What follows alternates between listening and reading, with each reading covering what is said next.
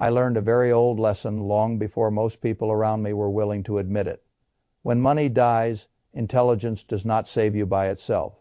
Respectability does not save you. Good manners do not save you. Obedience to conventional financial advice does not save you. What saves you is what you are holding when the measuring stick breaks. That is one of the hardest truths in finance because it offends the tidy moral order people want to believe in. They want to believe the careful saver is always protected. They want to believe the person who kept his money in the approved places will be rewarded for his seriousness. They want to believe the official version of safety remains safe all the way through the storm. History does not support that comforting story. History supports a rougher story. The rougher story is that when a currency begins to fail, a whole society discovers that wealth and money were never the same thing. Money is a measuring system. Wealth is the underlying reality being measured. As long as the measuring system works reasonably well, people stop thinking about that distinction. They begin treating currency as though it were reality itself. They save it. They lend it. They structure their lives around it. They count the future in it. Then something breaks. And once it breaks, what looked safe can become the fastest route to impoverishment. A savings account can look clean, respectable, responsible, and still end up buying less than a week's groceries after years of disciplined accumulation. That is why I have always tried to think one layer deeper than the slogan. Do not ask only what is safe in normal times. Ask what still holds value when normality becomes negotiable. That is the question. And if you study enough history, a very clear pattern emerges. The names change, the flags change, the currencies change, the century changes, but the list of things that survive while money itself is falling apart is surprisingly stable. That is not superstition. It is one of the oldest recurring patterns in economic life. I want to begin with a contrast because contrast teaches faster than theory. Imagine one man who spent 30 years doing what the responsible world told him to do. He kept savings in a reputable institution. He held bonds issued by his government. He trusted the pension promise attached to a respectable career. He believed that virtue, patience, and proper paperwork had created security. Now imagine another man living outside the city. Not celebrated, not elegant, not financially sophisticated. He owns productive ground. Some animals, maybe a small crop, maybe tools that matter more than diplomas when supply lines break down. Then the currency begins to rot. One man watches the numbers on paper remain visible while their purchasing power disappears. The other watches what he owns become more valuable every single week because it feeds people, heats people, houses people, or trades well against the growing fear of scarcity. Same country, same crisis, same calendar. Very different outcome. That contrast is not a historical accident. It is the essence of the problem. Most people hold claims inside the monetary system. A smaller number hold assets that can function outside it. When the system is calm, claims look superior because they are neat, measurable, liquid, and easy to admire. When the system shakes, those same qualities become dependent on the very thing that is failing. That is why the list of durable assets matters so much. Let me take them one by one, not as folklore, but as recurring economic facts. The first is productive land. I am not talking about land in the ornamental sense, a line on a rich man's statement, a scenic indulgence, or a vanity holding. I mean land that does something, land that grows food, land that holds water, land that supports livestock, land that contains a resource somebody still needs even when the currency is in disgrace. This distinction matters because utility is what separates romance from resilience. I have always admired productive assets because they answer a question directly. What does this thing do if the world becomes less polite? A productive acre answers beautifully. It produces something people must still obtain even when paper promises have become suspect. A currency can fail, and a field still grows wheat. A central bank can lose credibility, and a cow still calves.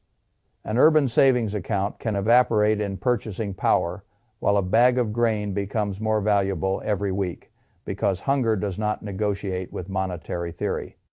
That is why productive land has appeared again and again as a crisis survivor. Not because farmers are morally purer than bankers. because the product of the land is independent of the money measuring it. People do not stop eating when inflation begins. They do not stop needing feed, water, shelter, fuel, or raw materials because a parliament changed the unit of account. This is the first major principle. The asset that survives is usually the one with value that remains legible without the currency. Productive land has that quality in abundance. You can see why very quickly once a society enters real distress. At first, the city person laughs at the farmer. The city person believes in sophistication. He believes in financial instruments, yield, institutional quality, and the idea that the state will not let the measuring system truly disintegrate. Then the decline deepens. Now people begin trading whatever remains for things that can still be used directly. That is when the owner of productive land discovers that he no longer needs to ask what the money is worth before he knows what his asset is worth. His asset is worth food, feed, fuel, and bargaining power. That is a remarkable place to stand when confidence is evaporating. I have no interest in romanticizing rural life. Romance is not the point. The point is that productive land sits below the monetary layer, and anything that sits below the monetary layer deserves serious respect if you are trying to survive a monetary disorder. The second asset that survives is gold. Now, I know the topic makes some people impatient because every conversation about gold tends to attract either mysticism or mockery. I have no use for either. I prefer function. Gold is not valuable because it is magical. It is valuable because when official money gets into enough trouble, human beings still reach instinctively for something outside the promise-making machine. That is what gold has been for a very long time. Not a growth engine, not a productivity engine, not a wonderful operating business, a trust transfer device, a reserve asset of civilization. Something recognizable, portable, divisible, scarce, and not easily manufactured by decree. That last point matters more than anything else. A government can create more claims on paper. It can create more digits. It can reclassify, redenominate, issue, refinance, stimulate, and promise. It cannot vote more gold into existence. That is why gold reappears whenever a currency loses moral authority. The public does not need a theoretical seminar in monetary history to understand this.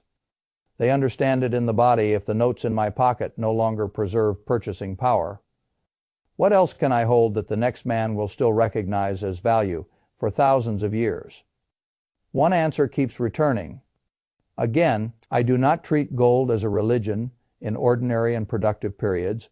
I would still rather own a superb business than a lump of metal. But a money crisis is not an ordinary and productive period. It is a confidence crisis. And in a confidence crisis, gold performs a role that very few other assets can perform as cleanly. It becomes the thing people can accept before the new order is fully built. That is why it so often preserves solvency. Notice the word I chose, not prosperity solvency. That is the right word. Gold is not there to make a person brilliant in stable decades. It is there so that when a large share of the population realizes their currency is no longer an honest store of value, the owner of gold is not forced to begin from zero. He is still carrying something society remembers how to trust. That is more valuable than the fashionable investor likes to admit. You can even see the same logic in the behavior of central banks themselves. These are the institutions that publicly defend the paper system. Yet they continue to hold gold. That fact should not be ignored. People should always watch what institutions do under the surface, not only what they say at the podium. When the issuers of currency still reserve a place for gold, they are teaching you a lesson whether they intend to or not. The third asset that survives is the business with pricing power. This is where things get more subtle, and because they get subtle, many investors miss the real point. Not every business survives inflation or monetary disorder. Many do not. Some are slaughtered by it. The ones that survive best are usually not the fanciest. They are the ones selling things people cannot stop buying and can still afford to buy, even if they hate the new price. That distinction is worth a great deal. A crisis destroys discretionary dreams faster than it destroys necessities. A luxury handbag can become irrelevant quickly if a society is afraid. Cooking oil does not. Medicine does not. Fuel does not. Basic distribution, utilities, food processing, certain transport functions, and a handful of essential services remain economically alive because life keeps requiring them. But survival alone is not enough. The company must also be able to adjust its prices without losing the franchise. That is the real secret. A business with no pricing power can see its costs rise faster than it can adapt. Then revenue looks larger in nominal terms while real margins collapse. That is how many businesses die in inflationary or chaotic periods. They are alive on paper and bleeding in truth. A business with real pricing power behaves differently. Its input costs rise, yes, but it can change the customer price quickly enough to preserve economic position. That is invaluable in a disorderly monetary environment. I have always thought the best businesses were not merely the ones with wonderful products.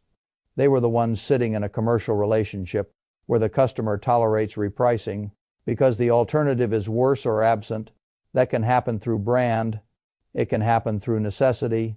It can happen through scale. It can happen through regulation. It can happen through infrastructure importance. However it happens, the result is the same. The business preserves real earnings, while weaker competitors are squeezed to death. This is why certain essential companies come through inflationary episodes astonishingly. Well, they are not invincible, but they have a better right to live than businesses forced to apologize every time costs move. If you own a business that can reprice every day while the currency deteriorates every week, you are in a much stronger position than the person holding a fixed claim on money that gets weaker without permission. That is the whole contrast. Flexible economics beat fixed promises when the measuring stick is failing. The fourth asset is foreign currency exposure. This is one of the most obvious protections in history, and still one of the most neglected by people who believe they will have plenty of time to act later. They almost never do. When a local currency begins to lose trust, the wealthy do not usually become economists. They become exit seekers. They want the same wealth measured in something else, something harder, something farther away from the local political desperation. This is not ideology. It is preservation. If all of your liquid savings, all of your bonds, all of your income claims, and all of your institutional relationships are denominated in the currency that is losing authority, then you are trapped inside the failing measuring system. If some portion of your life is denominated outside it, your experience of the crisis changes completely. You watch from a different altitude. That is why foreign currency or foreign currency claims have played such a large role in so many monetary collapses. The person who held dollars, francs, pounds, or some other harder currency while the local unit was being sacrificed did not become a genius. He simply refused to let his entire life be measured in the one thing losing credibility fastest. This is one reason capital controls are so revealing. When governments begin making it harder to move money out, they are not expressing philosophical curiosity. They are telling you indirectly that enough people have already decided the local measuring stick is not trustworthy. The public always wants to believe there will be plenty of warning. There is warning. It just rarely arrives in the emotionally comfortable form people want. The rush toward foreign currency is one of those warnings. A man holding all his wealth in the local unit is not only holding money, he is holding political trust. If political trust breaks, his wealth breaks with it. That is an important thing to understand. A foreign currency asset is not just a different note. It is a different jurisdiction of confidence that can matter tremendously in a crisis. The fifth asset is real estate, but I want to speak about it carefully because people misunderstand this one almost as often as they misunderstand gold. Real estate survives not because the number on the paper rises in a satisfying way. It survives because the building remains useful when the money becomes less useful. That is the key. You cannot print an apartment building. You cannot print a warehouse. You cannot print the labor, steel, wiring, plumbing, permitting, concrete, and years of effort that went into physical shelter. You can reprice those things in collapsing currency until the nominal number becomes absurd. But the actual usefulness of the structure remains anchored in reality. A society in crisis still needs roofs. It still needs rental units, it still needs storage, it still needs places for human beings to sleep, cook, and shelter themselves from weather and danger. That is what keeps good real estate alive through monetary disorder.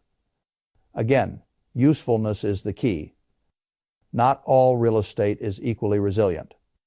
A speculative tower in the wrong market is not the same thing as an apartment building in a city where people still need shelter and where replacement cost moves with inflation. A second home bought for ego is not the same thing as a functional property with durable local demand. You must always ask the same question: what real service does this asset continue to provide after money has become unreliable? If the answer is shelter, storage, productive use, or another enduring necessity, the answer can be strong.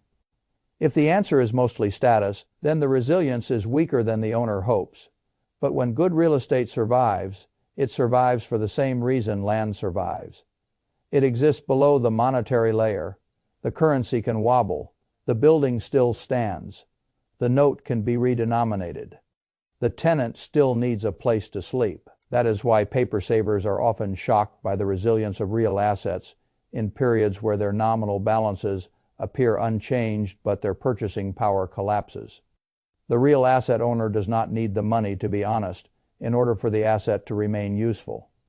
That is the advantage. The sixth asset is essential skill. This is the one people underestimate most because it cannot be admired on a statement. And yet it may be the most democratic crisis asset of all. A man with no capital, but with a skill people need, is not poor in the same way as a man with no capital and nothing essential to exchange. That is a very important distinction. If the currency gets into enough trouble, the economy does not disappear. It becomes more primitive, more immediate, more transactional. People become less interested in abstract claims and more interested in what fixes the roof, restores the electricity, repairs the engine, treats the illness, transports the goods, protects the property, or produces the food. That is why useful skill survives. A competent doctor, electrician, mechanic, engineer, skilled farmer, welder, plumber, or operator of something essential has a form of capital that no central bank can dilute. He still must live through the monetary crisis. Yes, but the market for his usefulness becomes more direct, not less. One reason I admire skill so much is that it sits outside the ordinary categories of confiscation and inflation. A government can tax income, it can regulate professions, it can alter the environment. But it cannot print 10 million more real plumbers tomorrow morning. It cannot create trustworthy judgment in the operating room by passing a decree. It cannot manufacture years of accumulated practical competence simply because the fiscal situation has become desperate. Skill is not bulletproof, nothing is, but it is unusually difficult to debase that matters. A man who can solve real problems in real time is in a very different position from a man whose entire life savings exist as fixed promises measured in a currency that is deteriorating. I have always liked things that cannot easily be faked. Useful skill belongs in that category. Now step back and look at the pattern: productive land, gold businesses with pricing power, foreign currency claims, useful real estate, essential skill. On the surface, these look unrelated. One is dirt, one is metal, one is enterprise, one is legal denomination, one is property, one is human capability. But underneath the surface, the pattern is obvious. Each survives because its value is not fully dependent on the local currency remaining trustworthy. That is the whole secret. The crisis does not reward what looked official. It rewards what remained real after the official measure began failing. This is why people holding responsible assets often get hurt the worst. Savings accounts, government bonds, pensions, long-term fixed claims. In ordinary times, they feel clean and well behaved. In extraordinary times, they become the most vulnerable because they are trapped inside the exact structure, losing integrity. People hate hearing that because it sounds unfair. It is unfair. That is the nature of monetary disorder. It does not distribute pain by moral desert. It distributes pain by structure. If your structure is made of fixed claims on a failing measure, you suffer. If your structure is made of assets that can live without the measure, you suffer less or sometimes even emerge stronger. That is what history keeps teaching. One of the more uncomfortable facts in finance is that monetary stability is not the normal permanent state of civilization. It is a phase. Sometimes a long phase, sometimes a short one. But if you study enough centuries, the conclusion becomes difficult to avoid. Paper systems erode. Sometimes slowly, sometimes through redenomination, sometimes through financial repression, sometimes through outright collapse. But the direction is old, very old. The dollar itself has lost most of its purchasing power since the early 20th century. That was not a cinematic collapse. It was a slow one. But slow collapses can be just as instructive because they reveal the same underlying truth. If you hold only the measuring unit, you become hostage to the health of the measure. If you hold the things the measure is trying to measure, your position changes. That is not a prophecy. It is a structural reality. Now, I am not telling you that the world ends next Tuesday. No serious person talks that way. Timing is the least reliable part of this whole subject. The point is not that I know the date of the next great monetary strain. I do not.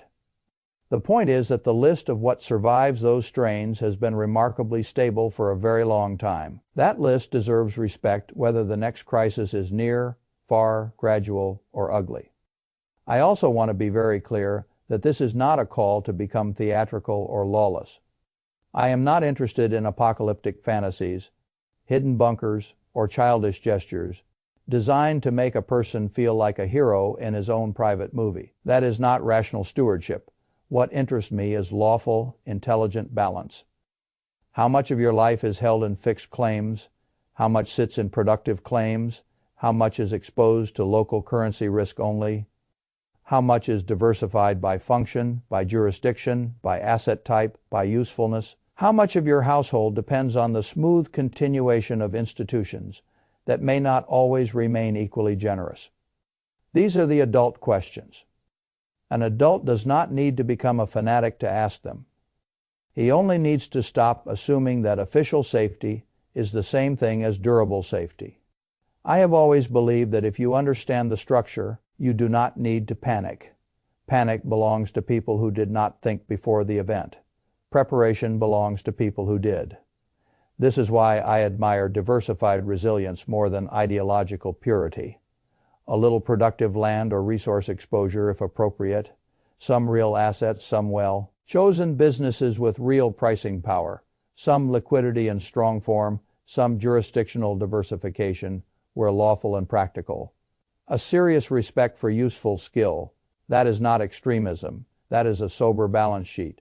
The real balance sheet question is not whether you can predict the next crisis perfectly. The real question is whether what you own today has historically been the sort of thing that survives when confidence in money begins to fail.